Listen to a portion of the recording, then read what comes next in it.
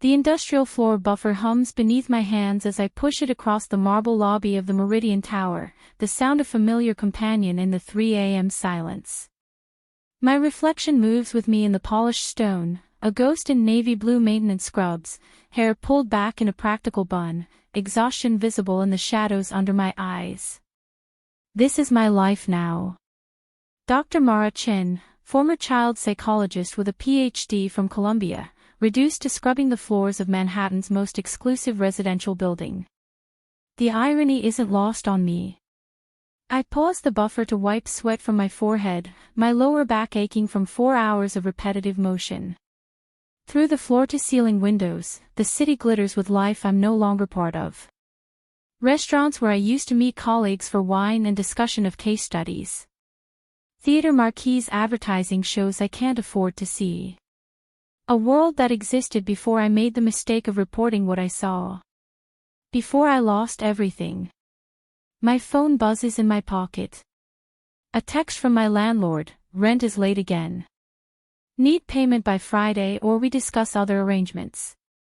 I close my eyes, calculating numbers that never quite add up. The night shift at Meridian pays $18 an hour, barely enough to cover my studio apartment in Queens, the subway card, the ramen noodles that have become my primary food group. The legal bills from my wrongful termination lawsuit sit in a drawer, growing dustier by the day.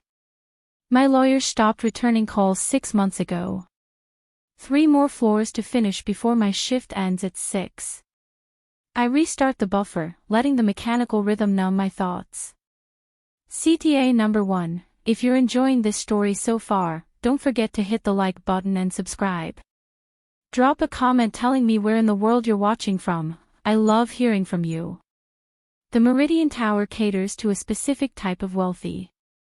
Old money mixed with new power, the kind of residents who have doormen who know never to make eye contact, who have packages delivered to private elevators, who exist in a stratosphere so far above people like me we might as well be different species. I clean their lobbies, scrub their gym equipment, empty their trash, and remain invisible. It's a different kind of psychological study than I used to conduct, observing the wealthy in their natural habitat, noting how they move through space as if they own it. Because they do. The penthouse floors are always last. 42 through 45, where the apartments are actually called residences and probably cost more than I'll earn in my lifetime. I take the service elevator, the one without mirrors or marble, the one that smells faintly of cleaning chemicals and delivery food. My cart rattles as we ascend, loaded with supplies, trash bags, the tools of my new trade. Floor 42 is silent when I arrive. The hallway is carpeted in dove gray, so thick my footsteps make no sound. Only 2 units on this floor, each occupying half the building's footprint. Recessed lighting casts a warm glow on artwork that's probably worth more than my student loans. I begin my routine, dust the side tables, check the plants that someone else waters, wipe down the elevator buttons that someone else pushes. That's when I hear it. A scream. High-pitched, terrified, the sound of a child in absolute panic. My body responds before my mind can catch up, years of training overriding my current circumstances. I drop my cleaning cloth and move toward the sound, toward the unit on the left, 42A. The scream comes again, muffled now, as if through walls and doors, but unmistakable in its terror. A child is having a nightmare. A bad one. I should walk away. Mind my business. I'm the night janitor, not a psychologist anymore. That part of my life is over, sealed behind legal documents and destroyed reputation. Getting involved in a resident's private affairs would cost me this job, and I can't afford to lose this job. But the scream comes again, and I hear something underneath it that makes my blood run cold. Not just fear. Resignation. The sound of a child who has screamed before and knows no one will come. My hand is on the door before I can stop myself. It's slightly ajar, which seems wrong for a penthouse apartment at 3 in the morning. Through the gap, I can see a slice of the interior, more marble, modern furniture in grays and whites, the kind of sterile luxury that appears in magazines. Hello. I call out softly, pushing the door open wider. Is everything okay? No response. But I can hear crying now, quiet sobbing that's somehow worse than the screams. Every instinct I have as a former psychologist is firing at once. A child in distress, apparently alone, in an apartment with an unlocked door in the middle of the night. This is how bad things happen. This is how children fall through cracks while adults sleep. I step inside. The foyer opens into a massive living space with windows overlooking the city. The furniture is expensive but cold, arranged for aesthetics rather than comfort. There are no toys visible, no signs of childhood anywhere in this pristine space. The crying is coming from down a hallway to the left. Hello. I call again, louder this time. I'm Mara, from building maintenance. I heard someone crying. Is everyone alright? I move down the hallway, past closed doors, following the sound of quiet sobs. At the end of the hall, one door stands open, warm light spilling out. A child's bedroom, though you'd barely know it from the doorway. The walls are a neutral beige, the furniture modern and minimal. A twin bed with a white comforter. A desk with nothing on it. A bookshelf with books arranged by size rather than interest. And in the bed, a little girl who can't be more than 7 years old, sitting up with her knees pulled to her chest, tears streaming down her face, dark hair tangled around her shoulders. She sees me and freezes, her brown eyes going wide with a fear that punches me in the gut. It's okay, I say softly, staying in the doorway, making myself small and non-threatening. I'm not going to hurt you. I heard you crying. Are you okay? She stares at me, not speaking, her small body trembling. In my years of practice, I learned to read children's body language like a language. This child isn't just scared from a nightmare. She's terrified of being caught being scared. My name is Mara, I continue, keeping my voice gentle. I work downstairs, cleaning the building. I heard you and wanted to make sure you were safe. Still no response. But her eyes track my movements as I take a single step into the room. That's when I notice details that set off alarm bells in my professional mind. Scratches on her arms, faint but visible. Dark circles under her eyes that speak of chronic sleep deprivation. The way she's sitting as far back against the headboard as possible, as if trying to disappear into it. Were you having a bad dream? I ask. A tiny nod. Progress. Those are scary, I acknowledge. Can I sit down? I gesture to the foot of her bed. Just for a minute, to make sure you're okay. Another tiny nod. I perch on the very edge of the bed, far enough away to not be threatening, close enough to offer comfort. Up close, I can see she's been crying for a while. Her face is splotchy, her nightgown soaked with sweat despite the temperature-controlled apartment. What's your name?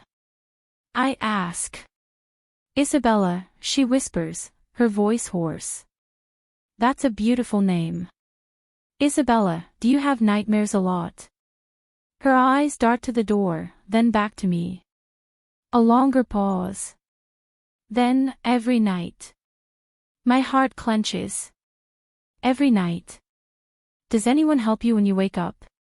She shakes her head, a tear slipping down her cheek. Papa says I'm too old for nightmares. Mrs. Volkov says I'm being dramatic. Mrs. Volkov. A nanny, perhaps. And Papa who thinks a 7-year-old is too old to be afraid in the dark. You're not too old for nightmares, I tell her firmly. And you're definitely not being dramatic. Nightmares are real, and they're scary, and it's okay to need help with them. Isabella looks at me with such desperate hope it breaks something inside me. How long has this child been suffering alone? How many nights has she woken in terror with no one to comfort her? Can you tell me what you dream about? I ask gently. She hugs her knees tighter. The shadow man. He comes in my room when I'm sleeping. He whispers things. Ice runs down my spine. What kinds of things does he whisper? That I'm bad. That I deserve to be scared. That something bad will happen to Papa if I tell. Her voice drops to barely audible. He touches my head and it feels like ice. This isn't just nightmare imagery. This is specific, consistent, the kind of detail that suggests something more. Either trauma manifesting in dream form, or... My eyes scan the room more carefully. The bed is positioned oddly, pushed against the far wall rather than centered. There's a strange scent in the air, faint but distinct. Something floral and chemical at once. And the closet door is slightly open, darkness visible inside. Isabella, I keep my voice calm, clinical. Does the shadow man only come in dreams? Or does he come when you're awake too? She doesn't answer, but her eyes flick to the closet door. Every hair on the back of my neck stands up. Has anyone else seen the shadow man? I press. Mrs. Volkov says I'm making him up. Papa doesn't believe me. He says I need to be brave. Her voice cracks. But I try to be brave and the shadow man still comes. I stand slowly, my mind working through possibilities. A child experiencing persistent night terrors, a specific consistent monster, physical symptoms of chronic stress, dismissive caregivers. This is a textbook case of either severe anxiety disorder or... I walk to the closet door, my heart hammering. Sweetie, I'm just going to check something, okay? I pull the door fully open. It's a typical walk-in closet, clothes hanging neatly, shoes arranged on shelves. Nothing immediately concerning. But I've learned to trust my instincts, and my instincts are screaming that something is wrong here. I step inside, looking up, around, behind the hanging clothes. And that's when I see it.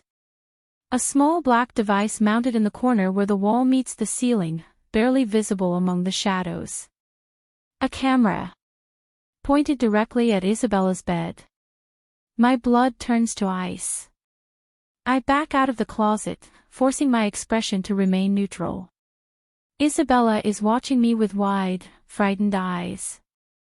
Isabella, I need to check one more thing, okay? Under your pillow.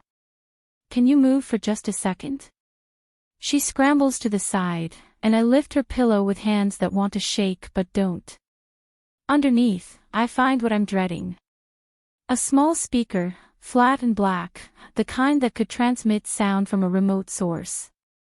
And next to it, folded carefully, a piece of paper. I unfold it with my breath caught in my throat. The message is written in a child's block letters, clearly meant to look like Isabella wrote it. I want Papa to go away. I hate him. I wish he was dead. Someone has been terrorizing this child.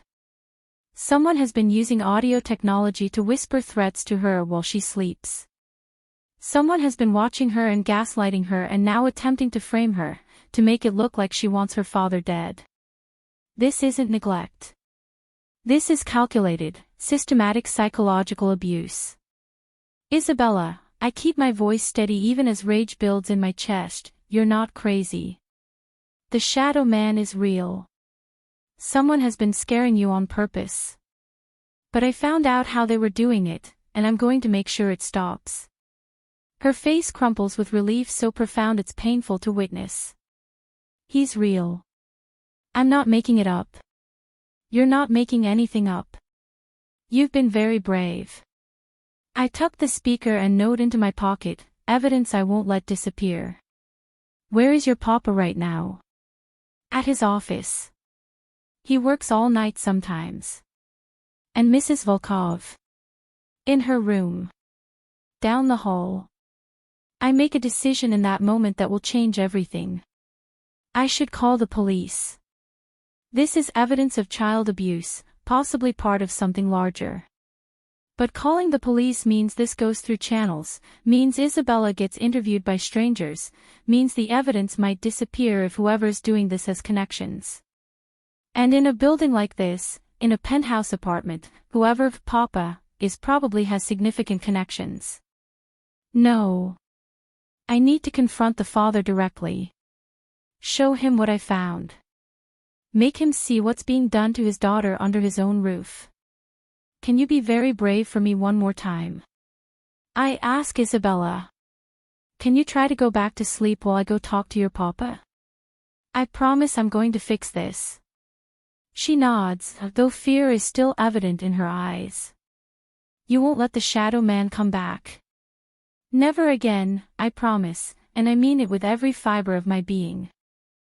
I tuck her back into bed, leaving the lamp on at her request, and leave the room. In the hallway, I pause, listening. Somewhere in this massive apartment, a nanny sleeps, or pretends to sleep, while a child is being terrorized. Is she complicit? Is she the one behind it? The apartment's home office isn't hard to find. The door is closed, but I can see light beneath it. I knock, firmly, 3 times. What? The voice that answers is deep, irritated, accented slightly with something European. Italian, maybe. I need to speak with you about Isabella, I call through the door.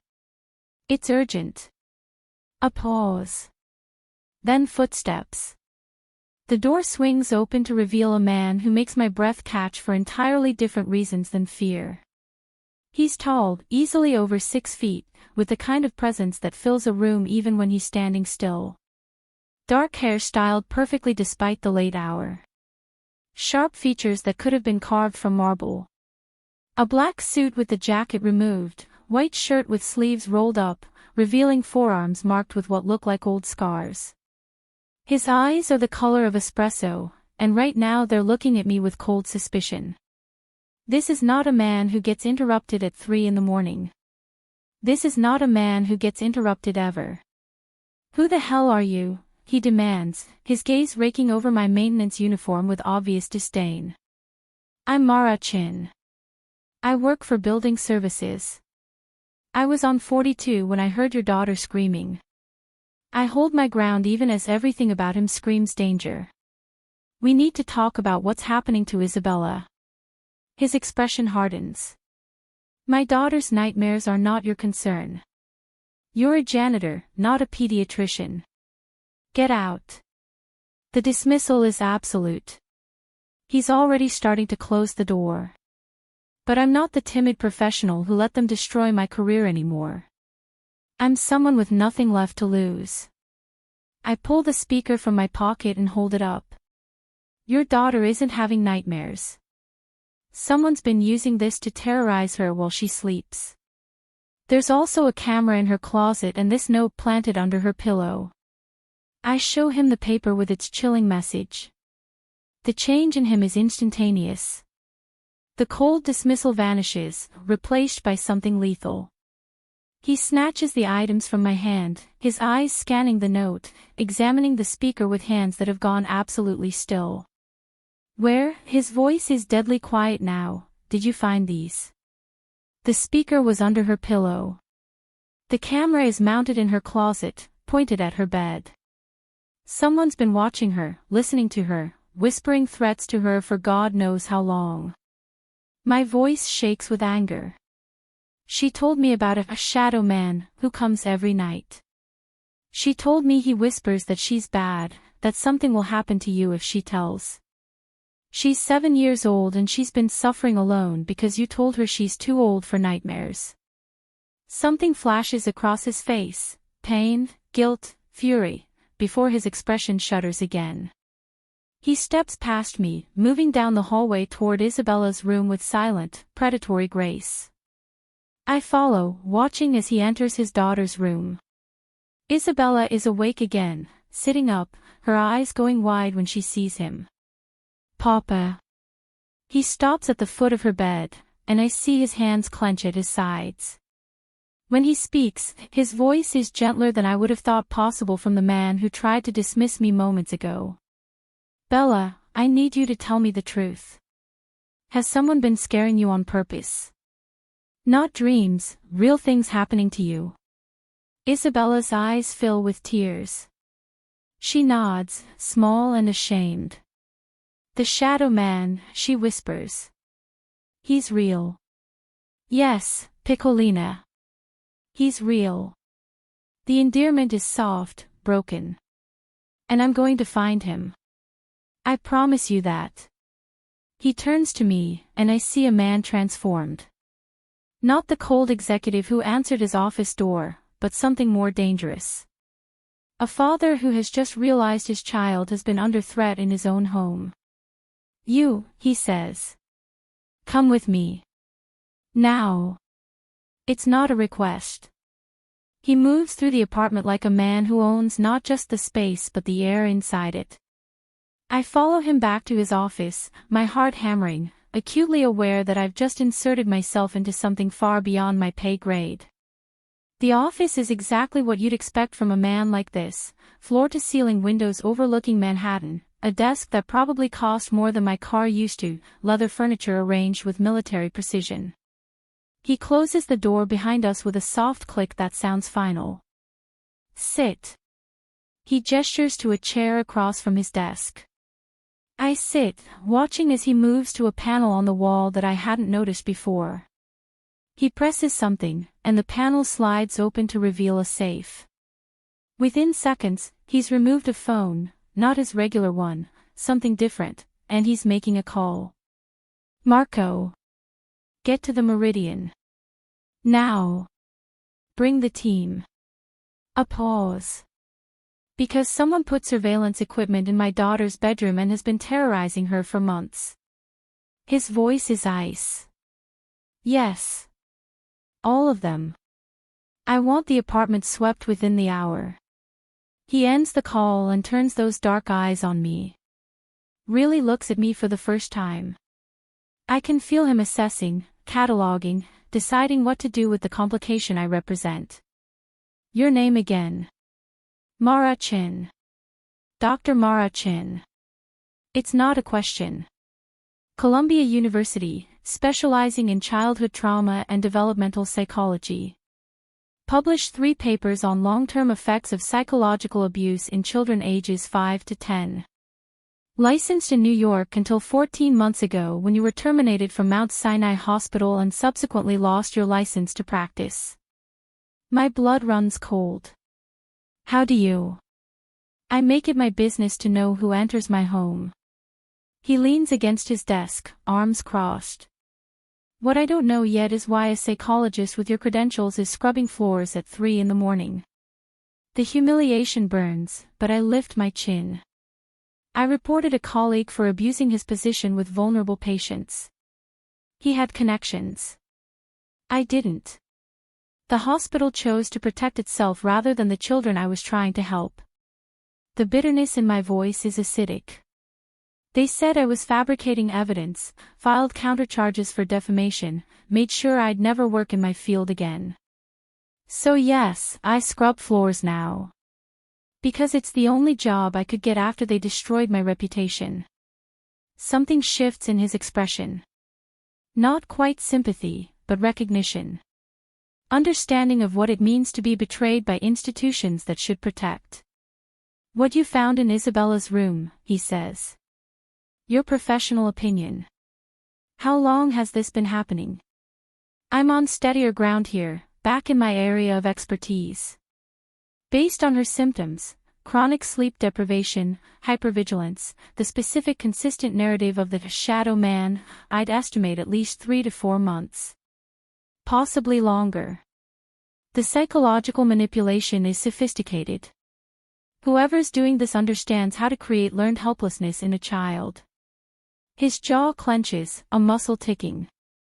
She tried to tell me. Months ago.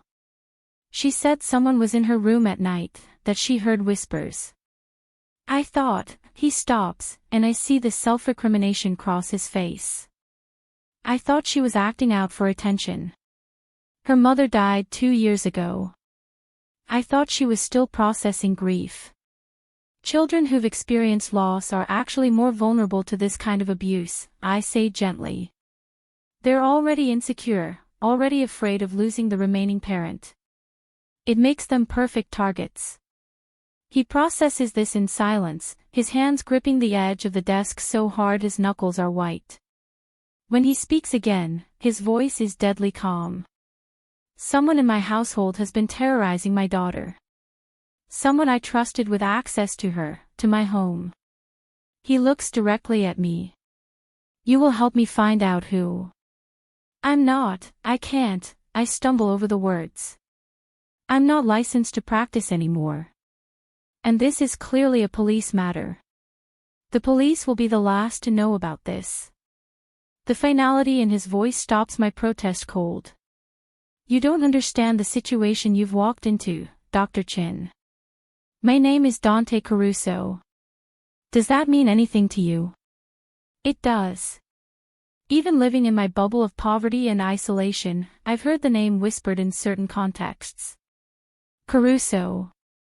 One of New York's oldest families, with business interests that span legitimate and, allegedly, less legitimate enterprises. Construction, waste management, unions. The kind of family the FBI probably has an entire file cabinet dedicated to. I've just stumbled into a Mafia household. I see you've heard of me. His smile is mirthless. Then you understand why I can't involve the police. Whoever did this isn't just trying to hurt Isabella. They're sending me a message. They have access to my home, to my daughter. They're demonstrating their reach. He moves closer, and I resist the urge to shrink back. This is either an inside threat, someone in my organization testing my weaknesses, or an outside one that's compromised my security. Either way, it stays internal until I know who to trust. What does that have to do with me? My voice comes out steadier than I feel. You're a trained child psychologist who recognized what was happening when everyone else dismissed it. You know what signs to look for, what questions to ask. He tilts his head, studying me. And you're already involved. The moment you walked into Isabella's room, you became a witness. The person doing this will know someone found their equipment. They'll know someone spoke to Isabella. Which means they'll be looking for you. The implication hits me like a physical blow. You're saying I'm in danger. I'm saying you're under my protection now whether you like it or not. He reaches into his desk drawer and pulls out a business card, writing something on the back. You'll move into one of the spare bedrooms here. Tonight. You'll continue working with Isabella, helping her process what's happened and identifying anyone she might have seen or heard. In return, I'll ensure your safety and pay you what you were making as a psychologist. Probably more. I stare at him, my mind reeling. You can't just, I have a life. An apartment. I can't just move into a stranger's home because you decided. Your apartment in Queens with the mold problem and the broken heating. His voice is matter-of-fact. The landlord who's threatening eviction. The $743 in your checking account. Dr. Chen, you don't have a life. You have survival. I'm offering you the chance to do what you were trained to do while keeping you alive to do it. The accuracy of his knowledge about my circumstances should terrify me. Instead, it just makes me tired. He's right. I have nothing. No career, no savings, no prospects. Just a studio apartment I can barely afford and a maintenance job that's destroying my body while my mind atrophies. Isabella needs help, he continues, his voice softening slightly. Real help, from someone who understands what she's been through. Someone who saw her and believed her when no one else did. She trusts you already, I saw it in her face when we were in her room. That's rare for her. That's valuable. He's manipulating me. I know he's manipulating me. Using my compassion for Isabella, my professional instincts, my desperate financial situation. And yet, if I do this, I hear myself say, I need access to Isabella without interference. I need to be able to work with her on my terms, using methods I determine are appropriate. And I need your word that whatever I learn in the course of treating her stays confidential unless it's directly related to identifying her abuser. His eyes narrow. You're negotiating with me. I'm setting professional boundaries. I hold his gaze. Those are my terms. For a long moment, we stare at each other.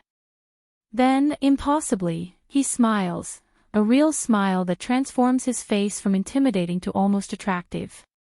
Deal. With one addition, you report everything to me about her mental state and recovery. I need to know how to help her, what damage has been done. The vulnerability in that statement catches me off guard. She's all I have, Dr. Chen. I will do whatever it takes to protect her and help her heal.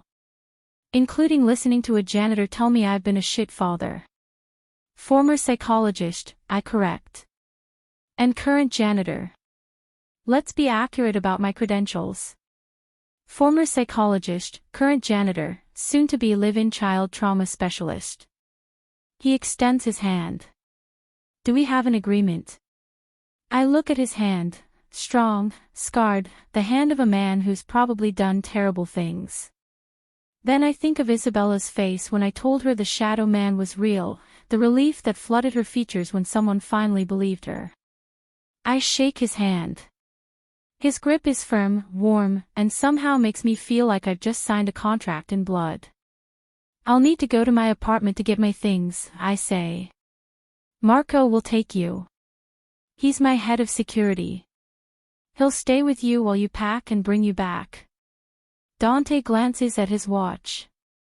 You have 2 hours. Pack what you need for an extended stay. Everything else can be retrieved later if necessary. A knock at the door interrupts us. Dante calls out something in Italian, and the door opens to admit a man who can only be Marco. He's built like a linebacker, probably in his mid-40s, with close-cropped gray hair and eyes that miss nothing. He takes in my presence with a single assessing glance before focusing on Dante. The team is here. We're starting the sweep. Good. This is Dr. Mara Chen. She'll be staying with us. Take her to get her things and make sure she gets back safely. No one touches her, no one approaches her, no one even looks at her wrong. The threat in Dante's voice is unmistakable. She's under family protection as of now. Marco nods, giving me another look, this one slightly less hostile. Doctor. If you're hooked on this story, make sure to subscribe and turn on notifications so you never miss an upload. Your support means everything and helps me bring you more emotional stories like this one. I should check on Isabella before I go, I say. Make sure she's okay. Dante's expression softens. She's sleeping. I gave her my word the shadow man won't come back, and I sat with her until she fell asleep. He pauses. First time I've done that since she was 3 years old. The admission costs him something, I can see it. This man who commands fear and respect, who probably has blood on his hands, sitting beside his 7-year-old daughter's bed because he finally understands how badly he's failed her. That's good, I say quietly. She needs to know you're there. That you believe her now. I won't fail her again. It sounds like a vow. Marco escorts me to the service elevator, silent and alert. In the elevator, he finally speaks. You found the equipment in Isabella's room? Yes. Good. He's quiet for a moment. Mr. Caruso loves that little girl more than anything in this world. But he's been distant since his wife died. Buried himself in work. Didn't see what was happening under his own roof. Marco's jaw tightens. Whoever did this will regret being born. The casual way he says it sends a chill down my spine. This is the world I've just agreed to enter.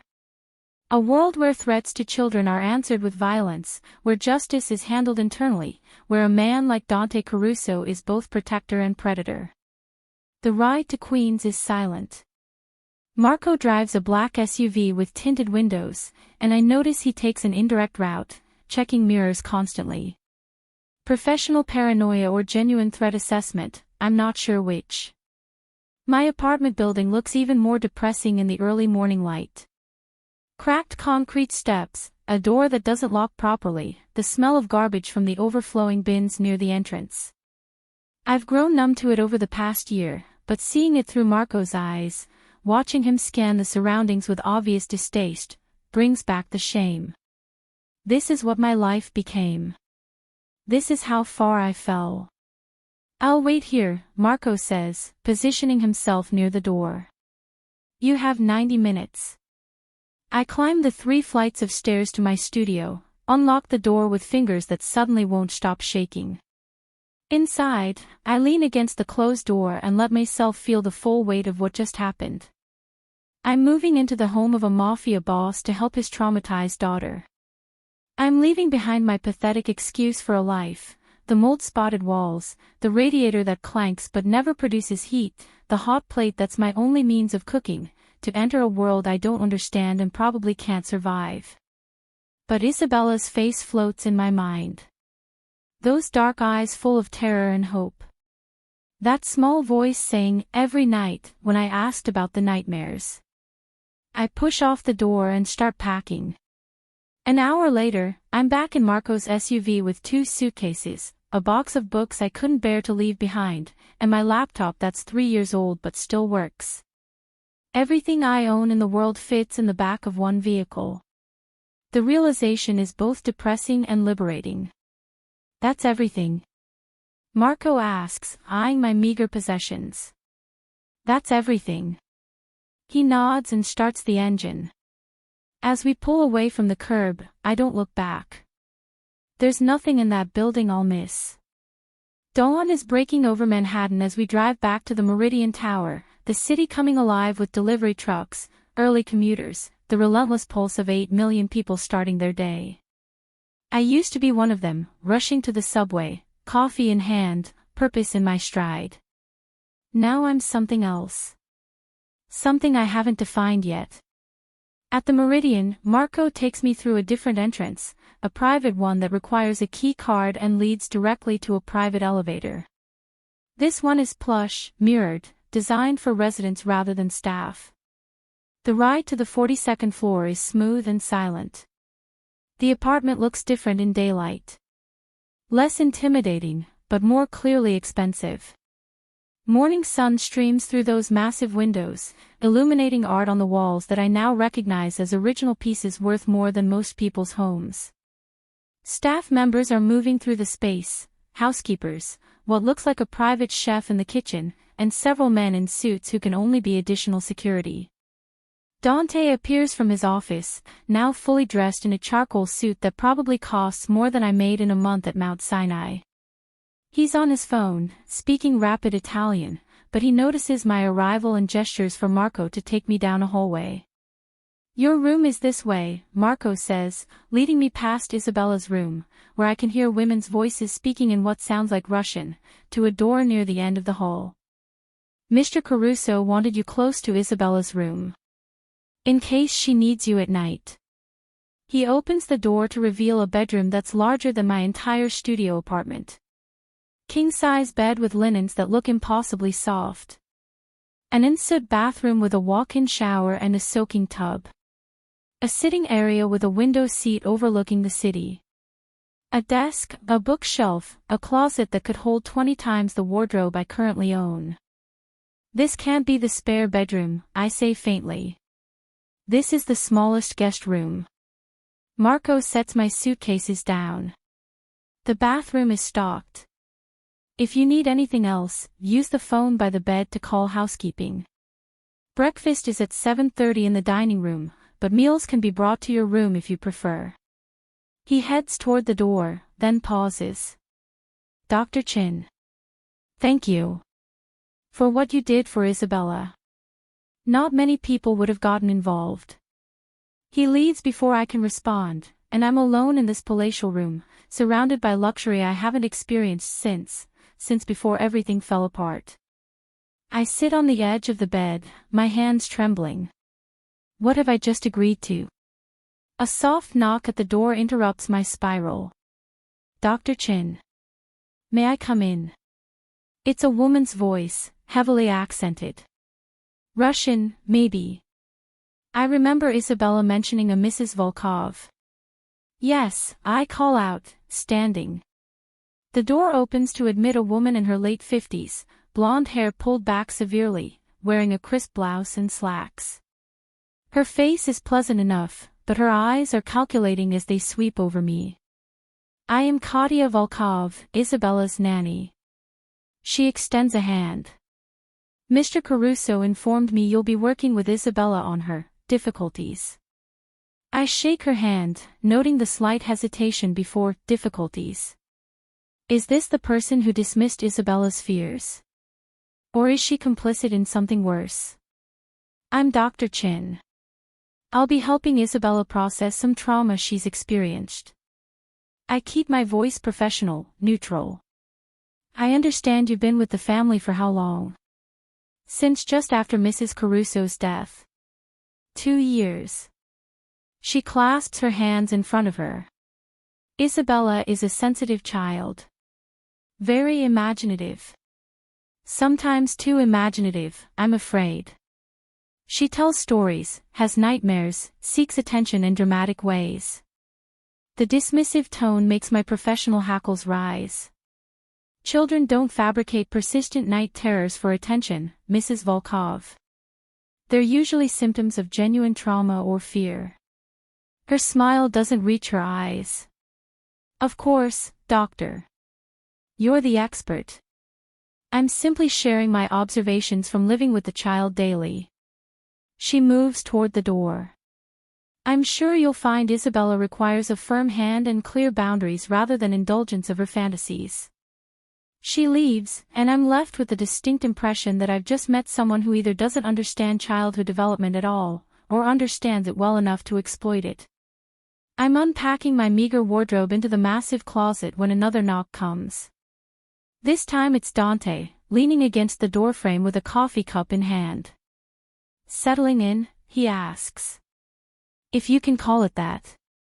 I hang up my last shirt, wrinkled and clearly cheap next to the expensive empty space around it.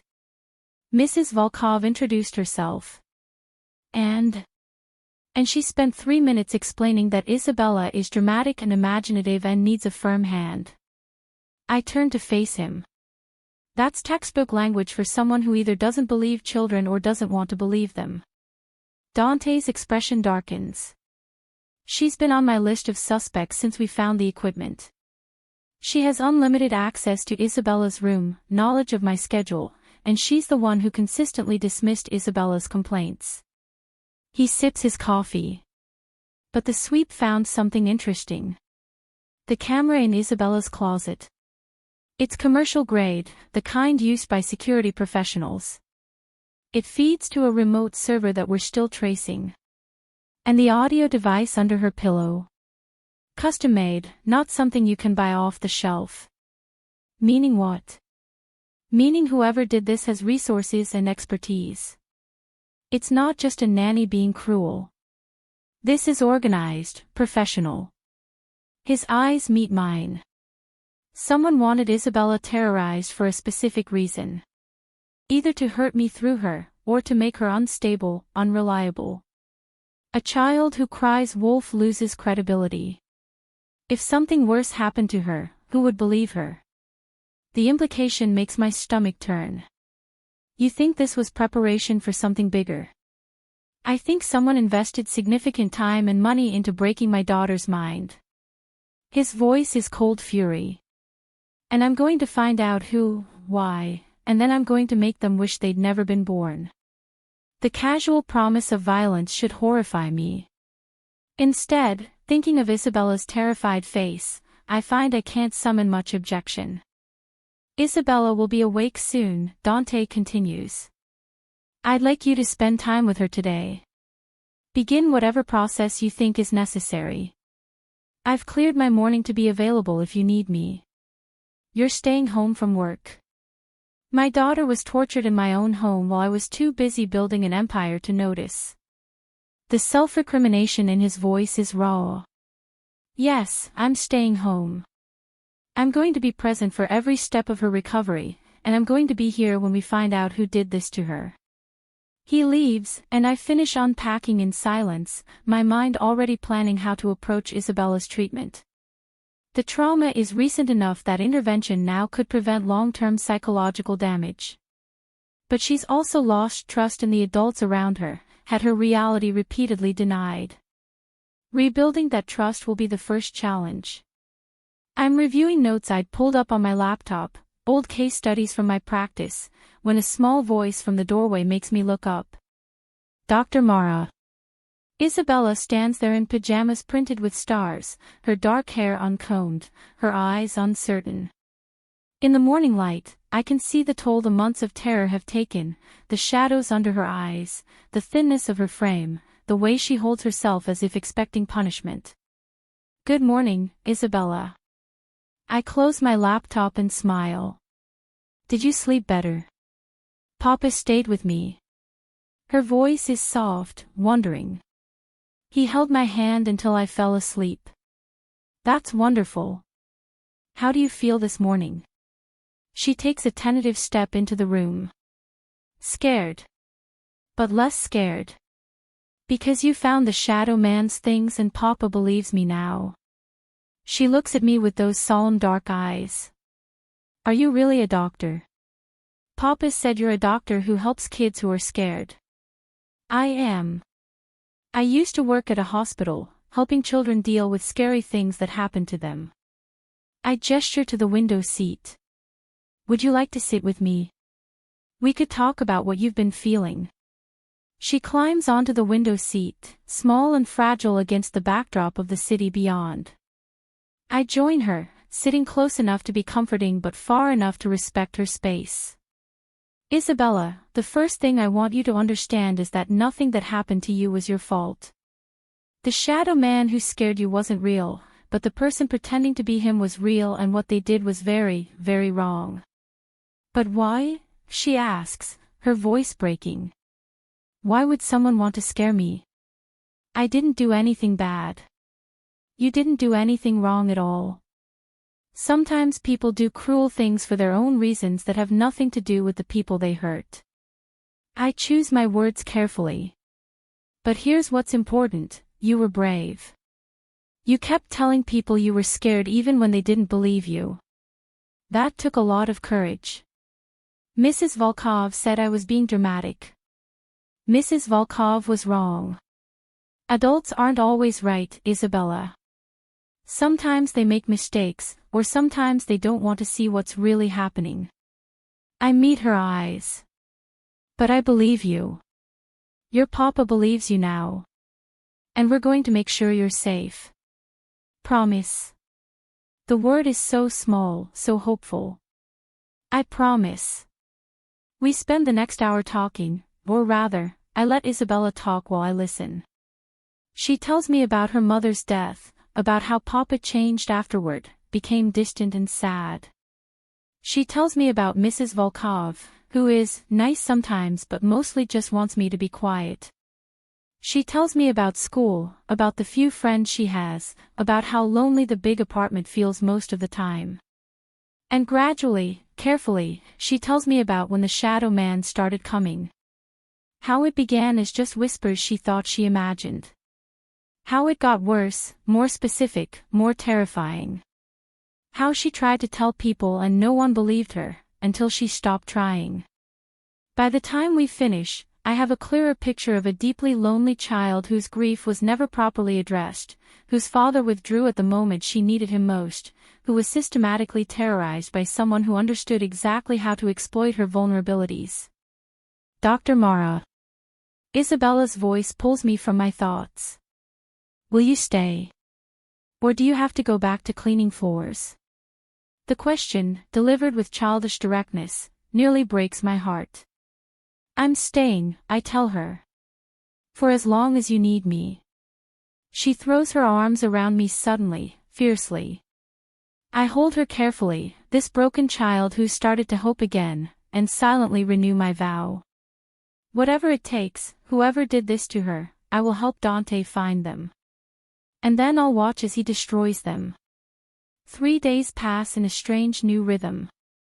I wake in silk sheets instead of scratchy discount cotton. I eat meals prepared by a private chef instead of ramen heated on a hot plate. I work with Isabella in morning sessions, watching her slowly unfurl like a flower that's been kept in darkness too long. And I watch Dante transform before my eyes. He's present now in a way he clearly hasn't been in years. He has breakfast with Isabella every morning, asks her about her dreams, the good ones, not the nightmares. He reads to her before bed, stays until she falls asleep. I catch him standing in her doorway sometimes, just watching her breathe, his expression raw with guilt and fierce protectiveness. But beneath the domestic surface, something darker is happening. The security team Marco leads works around the clock, tracing the equipment, analyzing access logs, interviewing staff with an intensity that borders on interrogation. I see the results in Dante's increasingly grim expressions during our evening briefings, in the phone calls he takes that make his voice drop to lethal quiet. On the 4th morning, everything changes. I'm in the living room with Isabella, working through a drawing exercise, art therapy to help her process her fear, when Dante emerges from his office with Marco and 2 other men. His face is carved from stone. "Mrs. Volkov," he calls out, his voice deceptively calm. "Could you join us for a moment?" The nanny appears from the kitchen, wiping her hands on a towel. "Yes, Mr. Caruso." "In my office, please." He looks at me. "Dr. Chen, bring Isabella to her room. Stay with her until I come get you." The tone makes my blood run cold. This is it. They've found something. "Come on, sweetie," I say to Isabella, taking her hand. "Let's go read in your room for a bit. But I want to finish my drawing. We'll finish it later. I promise." As we walk down the hallway, I hear Mrs. Volkov's voice rising in protest, then Dante's responding in Italian, low and deadly. The office door closes with a firm click. In Isabella's room, I pull out one of her favorite books and we settle on her bed. But I'm only half present, my mind racing through possibilities. Is Mrs. Volkov the one who placed the equipment? Or is she complicit in some other way? 20 minutes later, Dante appears in the doorway. His expression is controlled, but I can see the fury burning beneath the surface. "Isabella, Dr. Mara and I need to talk. Can you stay here and read for a little while?" "Is Mrs. Volkov in trouble?" Isabella asks, her voice small. Dante's jaw tightens. "Yes, Piccolina. She is." "Good," Isabella says quietly, and the venom in that single word from a 7-year-old is chilling. She knew. About the shadow man. I could tell she knew. Dante crosses to her bed and kneels down, taking her small hands in his large ones. "Tell me what you mean." Sometimes I would wake up and see her in the hallway. Just standing there. Watching my door. Isabella's eyes fill with tears. And when I told her about the whispers, she smiled.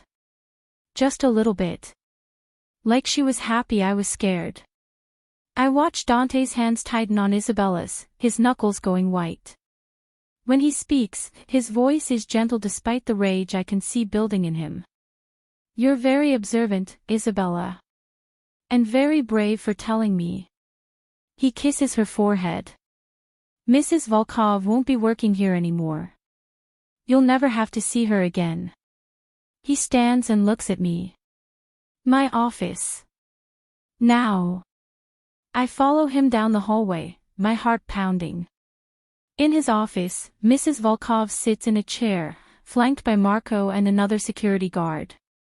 Her face is pale, her hands trembling, but there's defiance in her eyes. "Tell Dr. Chen what you told me," Dante says, his voice like ice. Mrs. Volkov's lips press into a thin line. She says nothing. Then I'll tell her. Dante moves to his desk, pulling up something on his computer. Mrs. Volkov has a brother. Viktor Volkov. Who works for the Kozlov family. He turns the screen toward me, showing photos of a man who bears a strong resemblance to the nanny. The Kozlovs have been trying to move into my territory for years. They wanted leverage. Something to make me vulnerable, distracted, weak. Understanding crashes over me. They paid her to terrorize Isabella. Not just terrorize. The plan was more sophisticated than that. Dante's voice is deadly calm. They wanted Isabella to become so unstable, so traumatized, that I would be forced to seek psychiatric help for her. Institutionalization, perhaps. A man who can't even protect his own daughter in his own home. Who has a child so disturbed she might hurt herself or others. That man looks weak to his associates. That man can be challenged, overthrown. I look at Mrs. Volkov with new horror. You tortured a child for what? Money? Territory? You don't understand what these people are capable of, she spits out, her accent thickening with stress. The Kozlovs would have killed my brother if I didn't cooperate. They said they would make it slow, painful. What was I supposed to do? Not terrorize a 7-year-old girl who'd already lost her mother, I snap back. There's always a choice.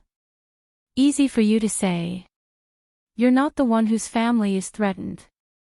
Dante moves with cobra-like speed, suddenly in Mrs. Volkov's space, his hand gripping the arm of her chair. No, but I am the one whose family you threatened. And now you're going to tell me everything. Every detail of the plan. Every person involved.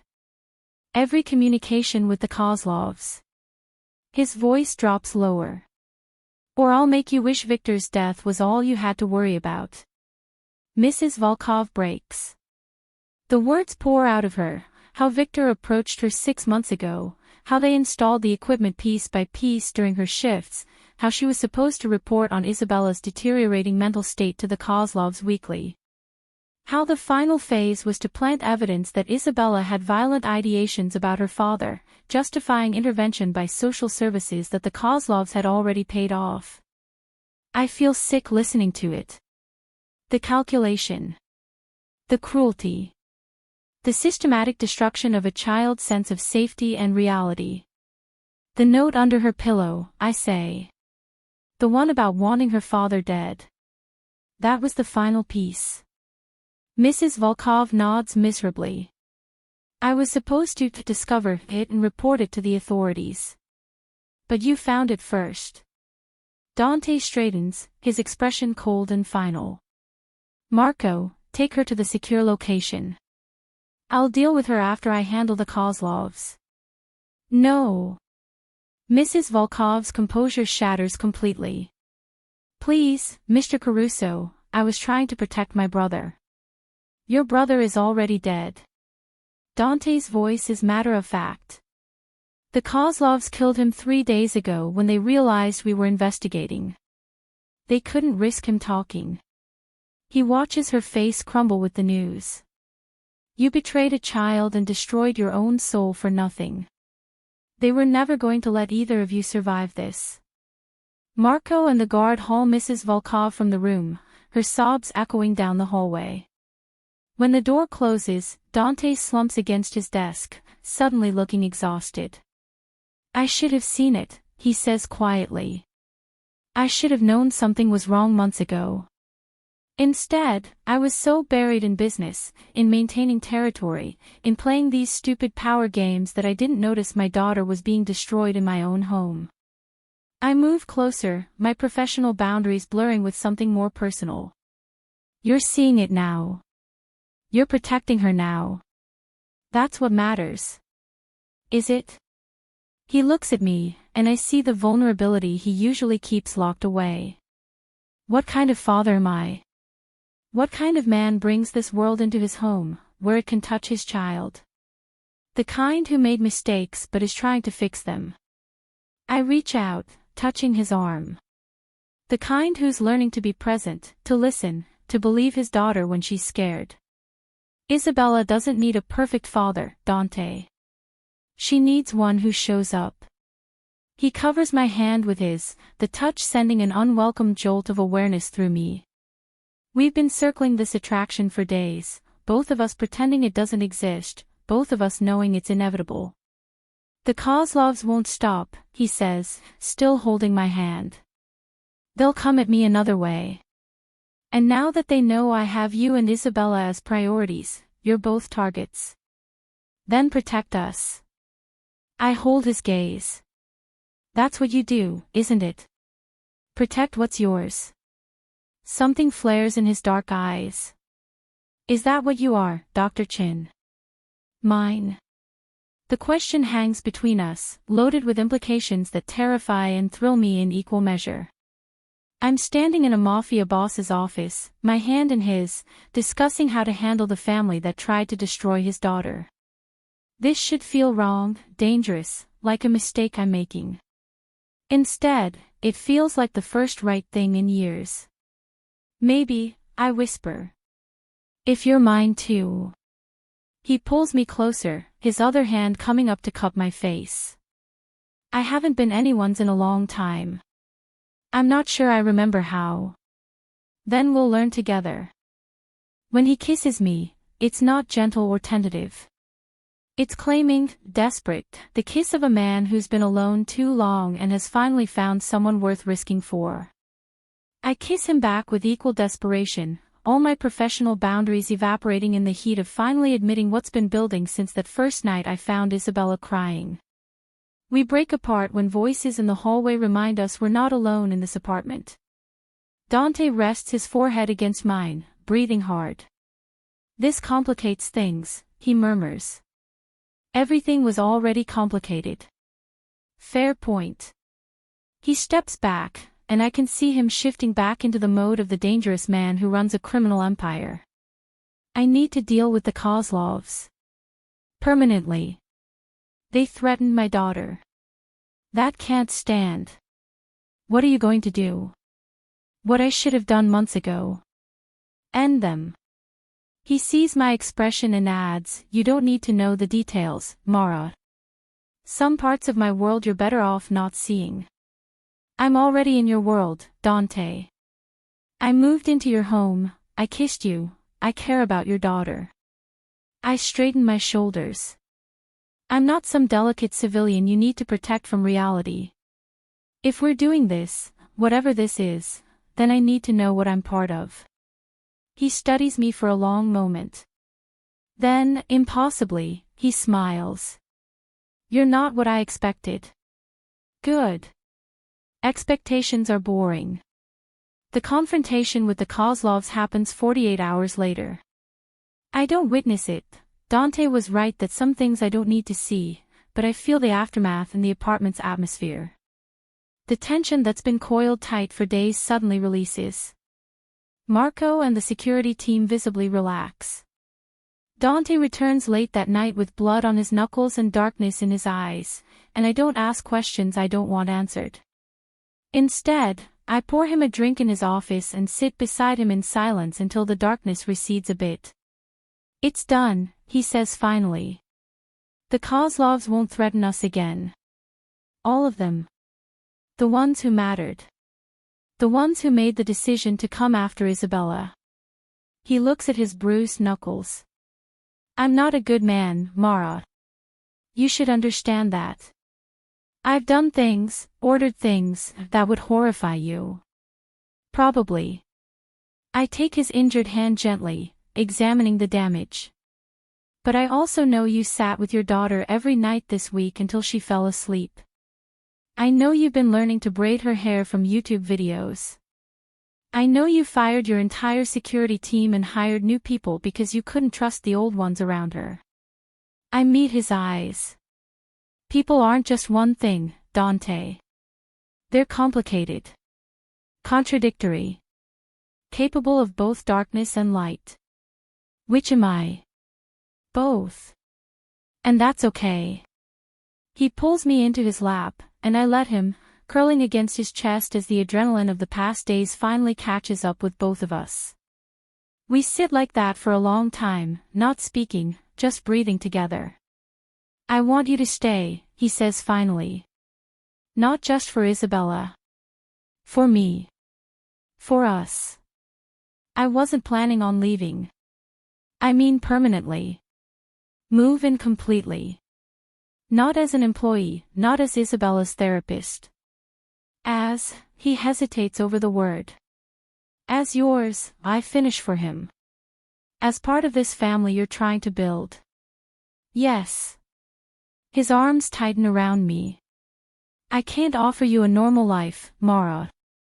There will always be danger, always be threats from people who want what I have or want to hurt me through the people I love. But I can offer you purpose, protection, and," another hesitation. "Love?" I supply gently. "Eventually. If you're patient with a man who's forgotten how." His hand strokes through my hair. "I'm not good at this, at feelings, at being open. My wife used to say I had walls made of titanium. Good thing I have a PhD in breaking through psychological barriers." He laughs, the sound rusty but genuine.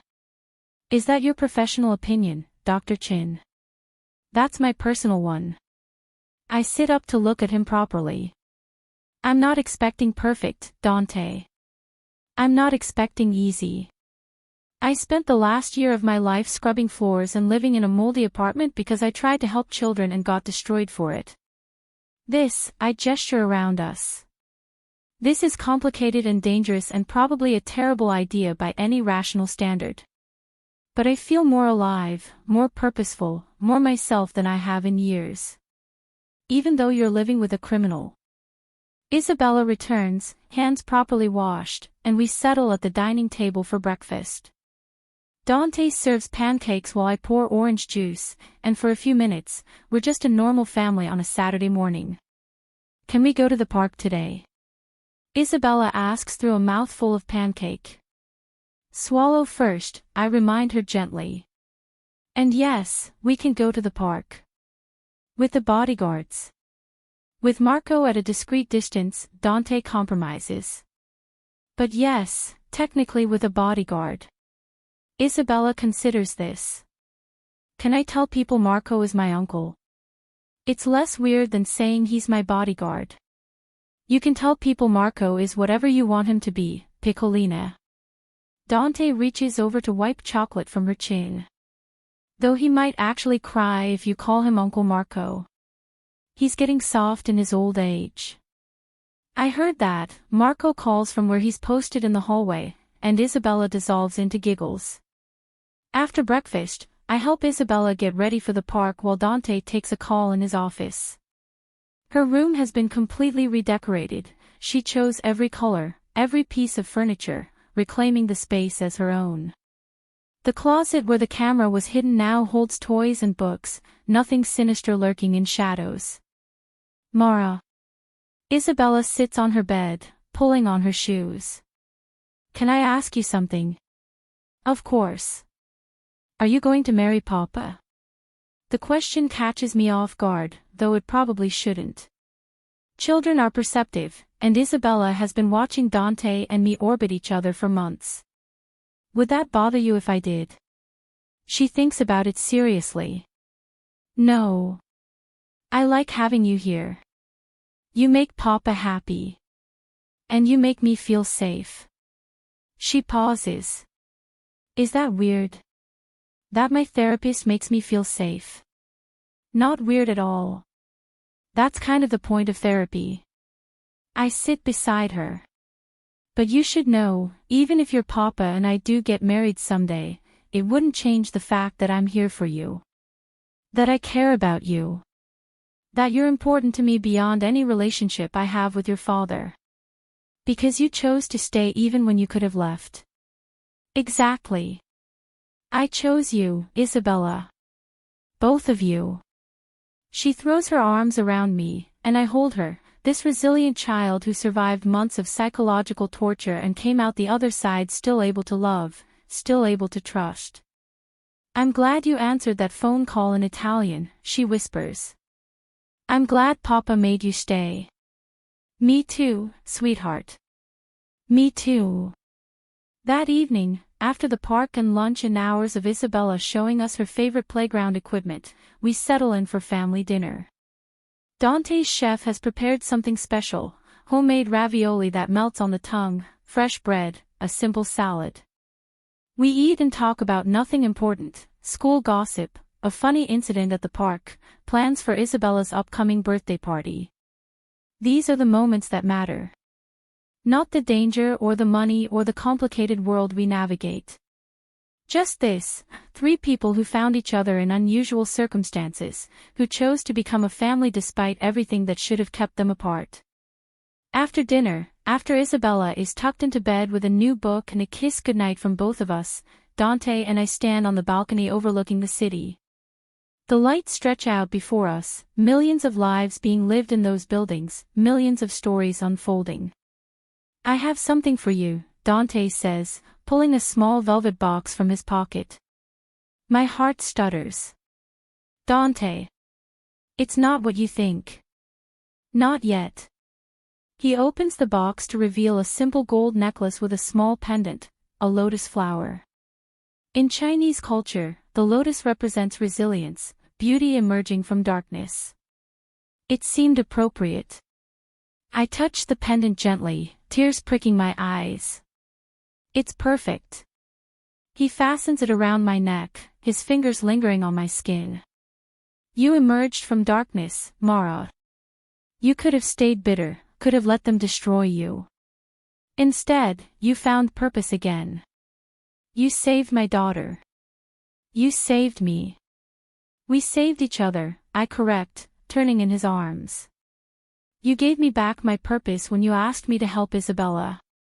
You believed in me when no one else would. I love you, he says, the words simple but weighted with everything he is, everything we've built together. I'm not good at saying it, but I love you.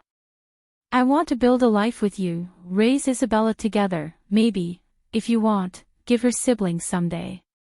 I want family dinners every night for the rest of my life. I want ordinary moments with you in the middle of my extraordinary world. I love you too. The words come easily, naturally, because they're true. And yes to all of it. The life, the family, the ordinary moments. Yes. When he kisses me, the city lights blur around us, the world narrowing to just this, his lips on mine, his arms around me, the promise of a future we'll build together. I came to this building a broken woman, scrubbing floors and surviving rather than living.